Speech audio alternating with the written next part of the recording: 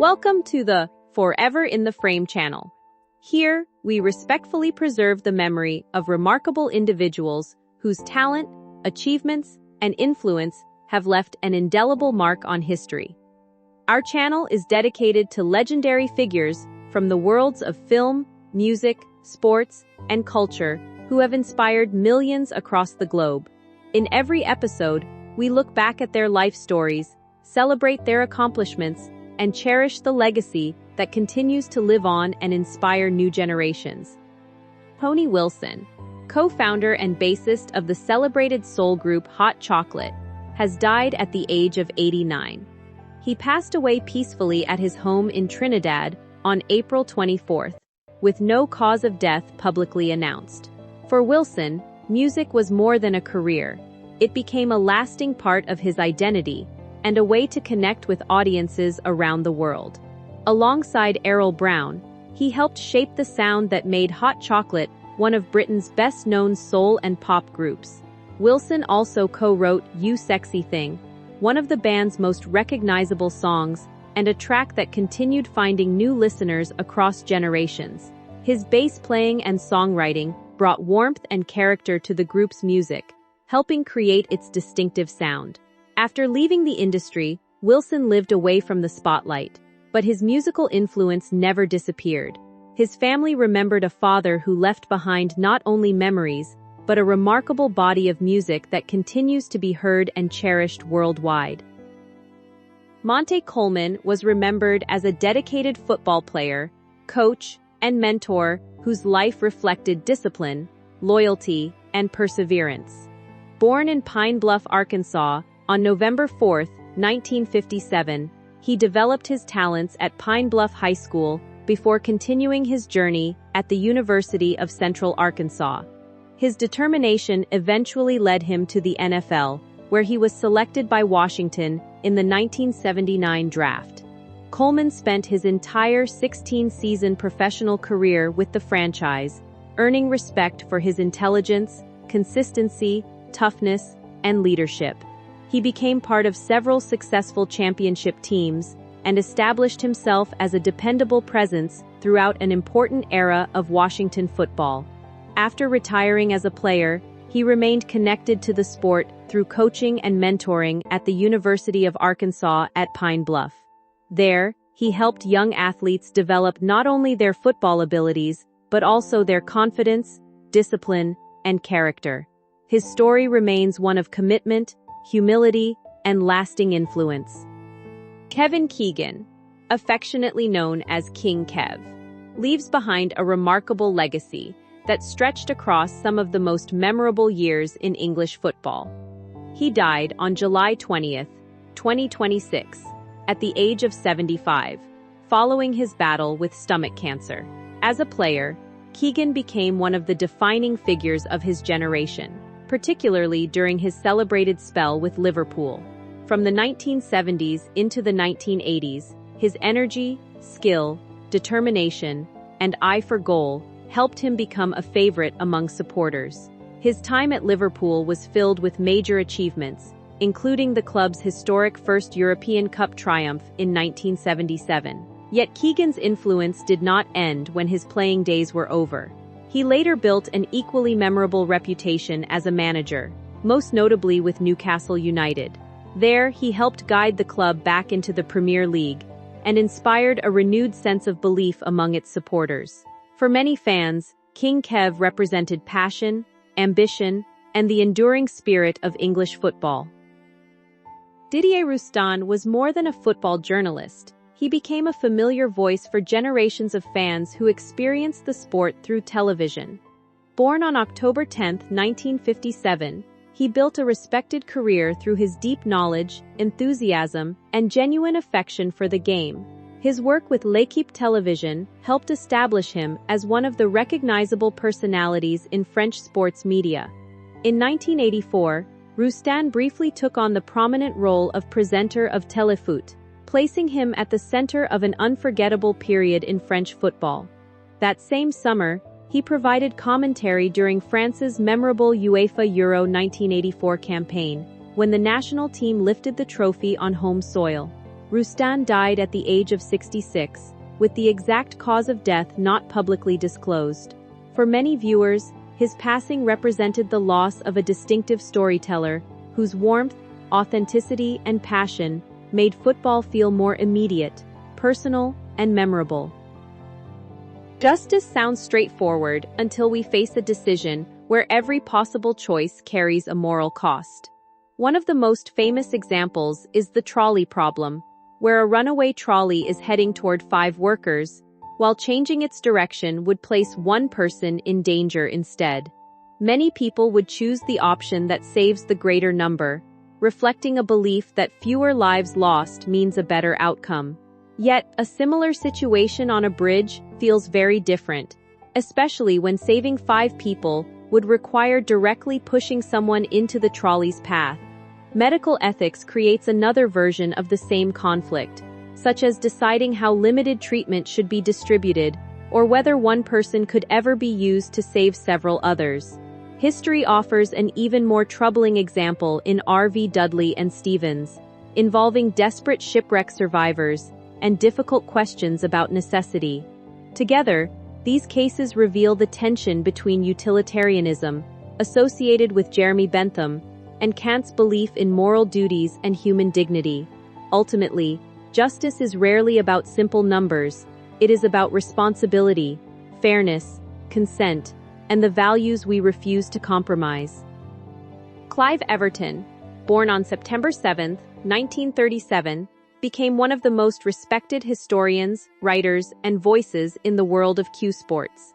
For more than 5 decades, he documented snooker with a rare combination of knowledge, calm authority, and genuine passion.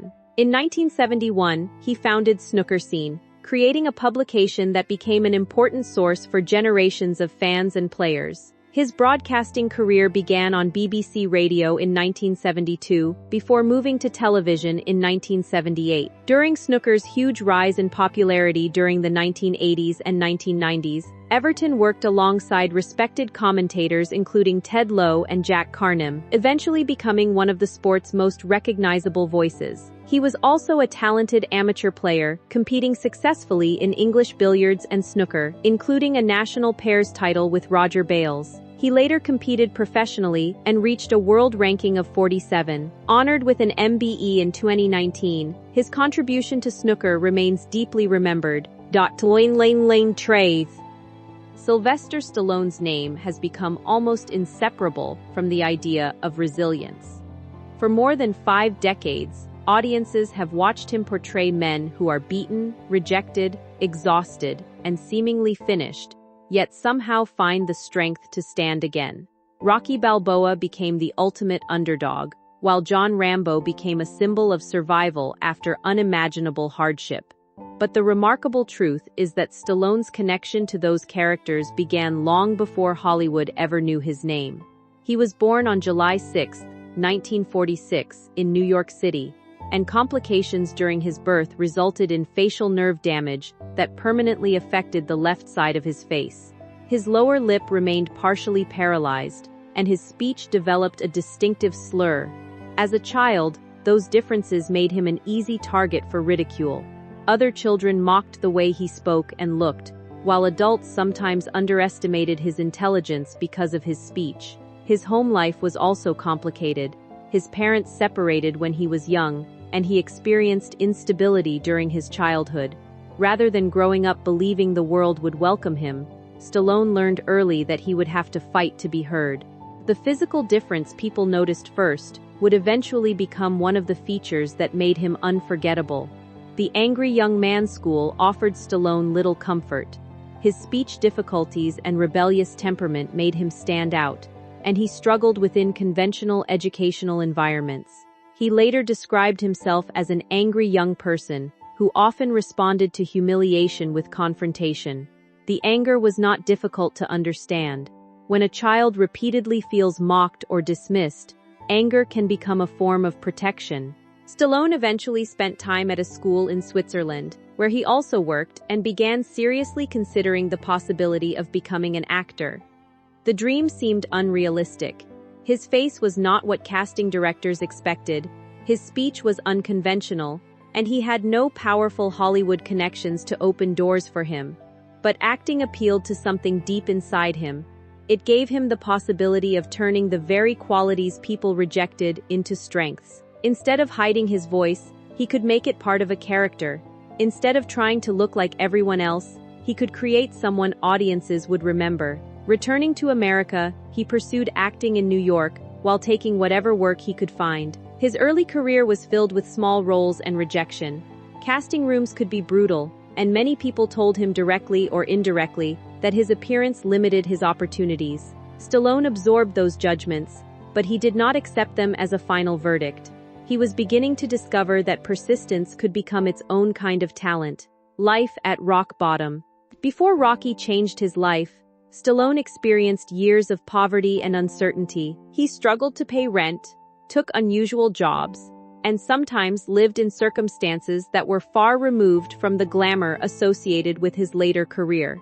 He worked at the Central Park Zoo and took acting roles simply because they paid something, regardless of whether they represented the kind of work he actually wanted. One of the most difficult moments came when he was forced to sell his beloved dog, Butkus, because he could not afford to feed him. The dog meant a great deal to him, making the decision deeply painful. Stallone later bought Butkus back after his circumstances changed, paying dramatically more than the amount for which he had originally sold him. The story has become symbolic because it captures the desperation of his early years. He was not simply struggling to become famous, he was trying to survive while refusing to abandon his ambition. He even accepted a role in an adult film when he was desperate for money, something he later regarded as a low point. Yet those years also gave him an understanding of ordinary hardship that would eventually shape his most famous character. Stallone knew what it meant to be overlooked, to have almost nothing, and to continue hoping anyway. When Rocky appeared, audiences would recognize that authenticity, even if they could not explain where it came from. The birth of Rocky. The turning point arrived in 1975 when Stallone watched the famous boxing match between Muhammad Ali and Chuck Wepner. Wepner was not expected to compete with Ali at the highest level, yet he endured 12 rounds against the champion and became famous for refusing to collapse under pressure. Stallone saw something in Wepner that went beyond boxing. He saw the story of an ordinary person receiving one extraordinary opportunity. That idea stayed with him. Stallone began writing Rocky, reportedly working with extraordinary urgency as the concept developed. The screenplay centered on Rocky Balboa, a small-time Philadelphia boxer who receives a chance to fight heavyweight champion Apollo Creed. But the real story was never simply about winning a boxing match. It was about proving to oneself that one could rise to the occasion. When Hollywood executives read the script, they recognized its potential. The problem was that they did not want Stallone to play the lead. They were interested in the screenplay but preferred an established star for Rocky. Stallone was offered increasingly large sums to sell the script and step aside. For a struggling actor, the money was enormous. Yet he refused. He believed that Rocky had to be played by someone who understood what it meant to be underestimated. Eventually, the studio agreed to let Stallone star, but the film was made on a modest budget and under tight conditions. His gamble was finally underway. Rocky changes everything. When Rocky premiered in 1976, nobody could have predicted how completely it would transform Stallone's life. The film became a massive international success, earning hundreds of millions of dollars worldwide and receiving 10 Academy Award nominations. Stallone himself was nominated for Best Actor and Best Original Screenplay, placing him in an extremely rare position as both the performer and writer of a Best Picture nominee. Rocky ultimately won the Academy Award for Best Picture, while Stallone became an overnight symbol of determination. The film worked because audiences recognized themselves in Rocky. He was not presented as an unbeatable superhero. He was an ordinary man with limitations, doubts, and imperfections who simply refused to quit. That distinction made him different from many action heroes who would follow. Stallone had created a character who did not need to win the championship to achieve something meaningful. Rocky's victory was in proving that he belonged in the ring. The success opened doors that had once been firmly closed. Stallone suddenly had the resources to create more ambitious films and the power to make decisions that had previously belonged entirely to other people. But rather than abandoning Rocky, he continued developing the character. Rocky II arrived in 1979, followed by Rocky III in 1982 and Rocky IV in 1985. Each installment expanded the mythology while keeping the central message intact. Strength is not the absence of failure. Strength is the decision to continue. Becoming Rambo, Stallone's second defining character, arrived in 1982 with First Blood. John Rambo was very different from Rocky Balboa, but the emotional connection between the two characters was surprisingly strong. Rambo was a Vietnam veteran struggling to function in a society that had failed to understand or support him after the war. The film explored trauma, alienation, and the consequences of treating a damaged person as though his experiences did not matter. Stallone's performance was quieter than many later action roles, allowing Rambo's isolation to drive the story. The success of First Blood led to increasingly large sequels, and Rambo eventually became another global icon. Stallone's popularity reached extraordinary levels during the 1980s. He became one of the highest-paid actors in the world, commanding enormous salaries and establishing himself as a major creative force. Rocky and Rambo turned into international franchises, while Stallone continued acting, writing, and directing. His image became associated with physical strength and determination. Yet the deeper reason those characters connected with audiences was emotional. Rocky represented the dreamer who refuses to surrender. Rambo represented the wounded survivor who refuses to disappear. Both characters reflected aspects of Stallone's own journey. The man who had once been told that his face and voice made him unsuitable for leading roles had become one of the most recognizable faces in the world. The cost of the peak success brought Stallone extraordinary wealth and fame, but it also created expectations that became difficult to sustain. During the height of his popularity, he was associated with enormous productions, physical transformation, action sequences, and a highly recognizable screen persona. He directed and wrote films as well as starring in them, increasing the amount of responsibility placed on his shoulders. The public saw the muscles, the confidence, the expensive cars, the mansions, and the international premieres. What audiences rarely saw was the pressure of remaining successful year after year. The entertainment industry rewards novelty, and an actor who becomes strongly associated with one style of character can eventually be trapped by that identity. Stallone experienced that problem in the following decade. The action genre changed, audiences changed, and the very qualities that had made him a superstar became targets for criticism. His determination began to be described as stubbornness, his sincerity as outdated, and his physical persona as a relic. The transformation was painful, because Stallone had spent his entire life building exactly what Hollywood was now questioning. He had gone from being rejected because he looked different to becoming famous because audiences could recognize him instantly. But fame is rarely permanent in the way people imagine. The same industry that creates stars can move on from them without warning. Stallone was about to discover that surviving poverty and rejection was one kind of challenge. Surviving irrelevance was another. The 1990s were particularly difficult for Stallone.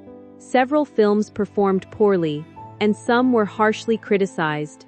Stop, or My Mom Will Shoot became one of the most frequently mocked projects associated with his career, while Judge Dredd and other expensive productions failed to restore the momentum he had enjoyed during the previous decade. His once dominant position in Hollywood weakened. The man who had commanded enormous salaries was suddenly being treated as an aging action star whose best years were supposedly behind him. The criticism became personal. Late-night comedy and entertainment coverage frequently used Stallone as an easy target. turning his distinctive speech and screen persona into jokes. The experience echoed his childhood in an uncomfortable way. Once again, people were defining him by what they believed he could not do. He attempted to reinvent himself through different genres and creative projects, but not every experiment worked. His career seemed increasingly disconnected from the version of himself that had once dominated the box office. Yet Stallone had something many people around him seemed to underestimate: experience with failure. He knew what it meant to be told no. He knew what it meant to have almost nothing. He had already learned that success can disappear quickly. The difference now was that he was older and had a much longer history to defend. Instead of trying to recreate the 1980s, he began thinking about what Rocky might look like at his own age. Rocky Returns. The idea behind Rocky Balboa was deeply personal. Released in 2006, the film followed an older Rocky who had retired from boxing but remained emotionally connected to the life he once knew. Rather than presenting him as an invincible fighter, Stallone portrayed Rocky as a man dealing with aging, loneliness, memory, and the feeling that his most meaningful days had passed. That was precisely why the film mattered. Stallone was no longer a young actor fighting to prove himself. He was an established star confronting the possibility that the industry had moved beyond him. Rocky's situation mirrored his own. The character was considering whether he still had something to offer, while Stallone was effectively asking the same question of himself. The film surprised many people by earning strong reviews and restoring affection for the character. It was not simply a nostalgia exercise. It became a meditation on aging and the importance of continuing to participate in life even when the world no longer expects anything from you. Stallone had found a way to turn his career crisis into material. The same instinct that had produced Rocky in the first place was still there. He could take rejection, uncertainty, and disappointment and transform them into a story. In doing so, he reminded audiences that a comeback does not have to mean becoming who you once were. Sometimes it means discovering what you can still become. A father's greatest loss. The most devastating chapter of Stallone's life was not a failed film or a career setback. It was the death of his eldest son, Sage Stallone, in 2012. Sage was an actor and filmmaker who had appeared alongside his father in Rocky V. His death at the age of 36 was an unimaginable loss for Stallone and his family. Public attention immediately surrounded the tragedy, but grief is deeply personal, and no amount of fame can make such a loss easier. Stallone had spent his career portraying men who could survive almost anything. Yet this was a reality no character could defeat. He later spoke about the importance of continuing to live despite grief, and encouraged people not to isolate themselves when confronted with devastating loss. The death of a child changes a parent permanently. There is no sequel in which everything returns to normal. There is only the difficult process of learning how to live with an absence that never truly leaves. Stallone continued working, but the loss remained part of his life. His public image of strength took on a different meaning. Strength was no longer about punching harder or surviving impossible fights. It was about waking up, continuing to love his family, and finding reasons to create when part of his world had changed forever. The tragedy could not be rewritten, but Stallone's willingness to keep moving demonstrated a different kind of resilience, one that had nothing to do with physical power. Another chapter Stallone's career experienced another remarkable resurgence with the creation of the Expendables franchise and the continued evolution of his earlier characters. He returned to Rocky through the Creed films, allowing the character to become a mentor to a new generation rather than simply repeating the old story. That decision was significant because it demonstrated Stallone's willingness to let his most famous creation evolve. Rocky no longer had to be the young fighter chasing a championship. He could become an older man passing wisdom to someone else. Stallone's performance in Creed earned him an Academy Award nomination for Best Supporting Actor, decades after his original Oscar recognition for Rocky. His career had come full circle.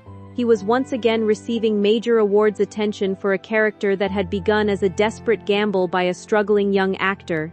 At the same time, Stallone continued exploring television and streaming projects, including Tulsa King, proving that his appeal could extend beyond traditional cinema. His longevity became remarkable because he was no longer trying to compete with the younger version of himself. Instead, he embraced age as part of the story.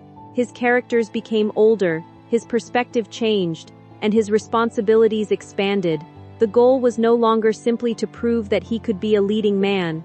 It was to remain creatively relevant while allowing his work to reflect the person he had become.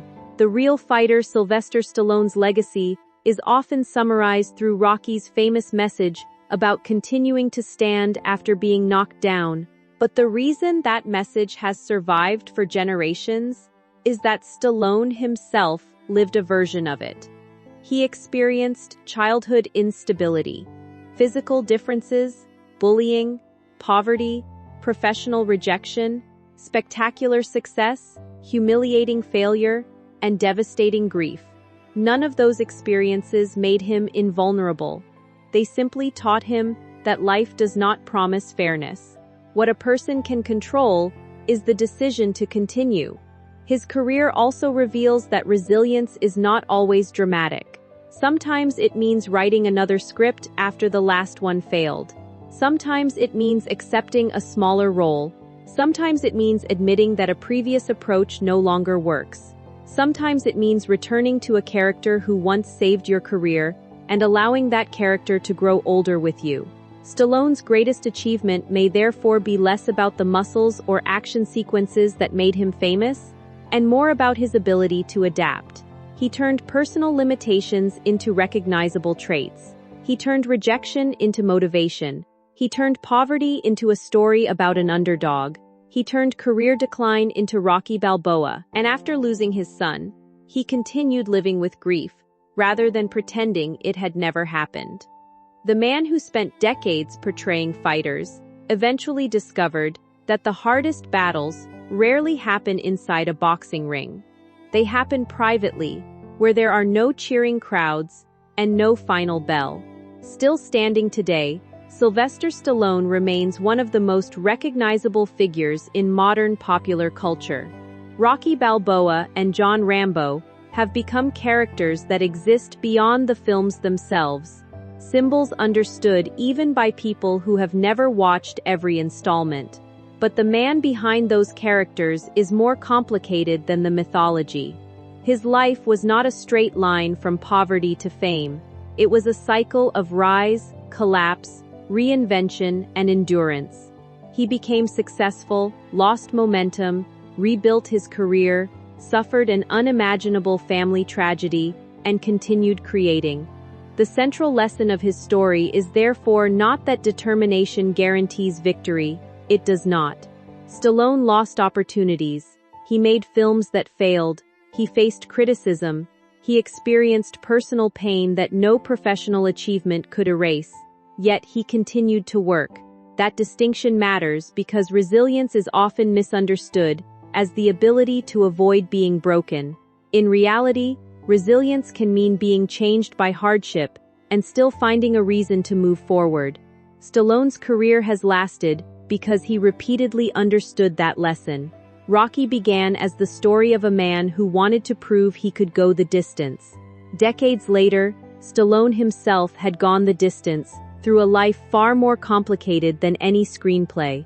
His face, once mocked as a deformity, became globally recognizable. His voice, once considered unsuitable for leading roles, became unmistakable. His failures became part of his story rather than the end of it. And his greatest legacy may be the simple truth he has spent a lifetime embodying. Getting knocked down is not the final chapter. Staying down